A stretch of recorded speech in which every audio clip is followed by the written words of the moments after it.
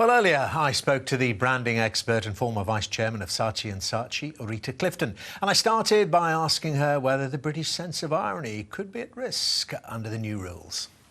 Well, I think that'll be the worst of whatever could come out of this. You know, we need to remember this isn't going to be a pre-vetting sort of totalitarian state of saying that this is in and this is out. This is just trying to bring in a positive view. This is, you know, if it goes too far, it'll feel a bit like social engineering. We need to make sure we stay the right side of this line.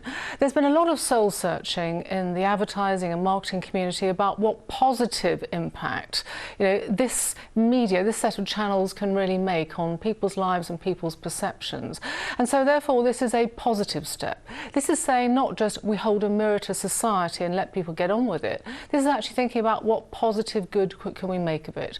So this is a positive thing. Who could possibly disagree with it? We just need to make sure obviously that we keep this sense of perspective and also this very important sense of humour. And what about that point you make about holding a mirror to society? In the sense, I remember there was one advertisement, wasn't there, not so very long ago, which showed her mother struggling over Christmas, doing all the cooking, the washing and buying presents and preparing everything, and the rest of her family sat around and didn't do very much. Now, a stereotype, but one would say perhaps that is replicated in quite a few households up and down the country.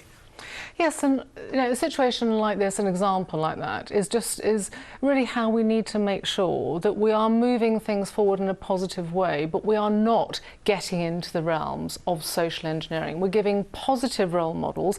That's also very important, and by the way, that's a very important thing in the creative and advertising industries. At the moment, about 80% of products and services are either bought by or influenced by women, and yet only around 10% of creative directors and advertising agencies are female. So it's a very sort of, you know, it's very unbalanced. So having some of these guidelines, having some of these standards will raise everybody's game. And we just need to make sure that we are keeping ahead of society, we're making a positive difference. Frankly, sometimes people's lives are not jolly, they're not happy, and we definitely need to make sure that we are improving things, but we can't go so far that actually we get into the realms of the improbable, the impossible, and frankly also the po-faced. Do you think it'll even work though? I mean, one thinks back, and you and I have talked over the years, I suspect, about this very issue, about when it comes to, particularly with young female models on magazines, on television, cinema ads, whatever, and every now and again there's a great fuss saying, why do you have normal women on? And all the magazine editors say, yeah, so we're going to do that. And then 6 months later, you walk into any news agency and you go, well, I don't see any normal models here on these magazines. It just doesn't change. Again, there's a very important balance here. I mean, it was always the received wisdom that, you know, people, whatever they would say in research, what they wanted to see was glamorous people, slim women and so on. Now, a number of brands have been quite courageous and bold in this thinking. So if you take Dove, for example, you know, campaign for real beauty, real women and so on.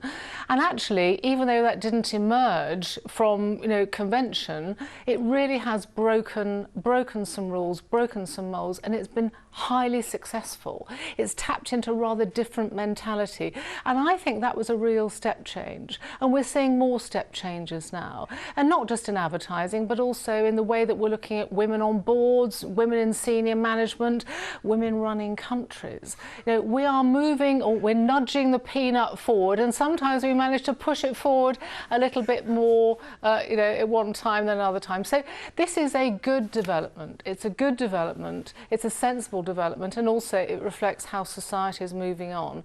But there are many other factors. Advertising, communication, marketing and so on is just one aspect of life. There are many others that we need to look at if we're going to solve some of the problems, and also actually take up some of the opportunities that diversity can really bring to today's society.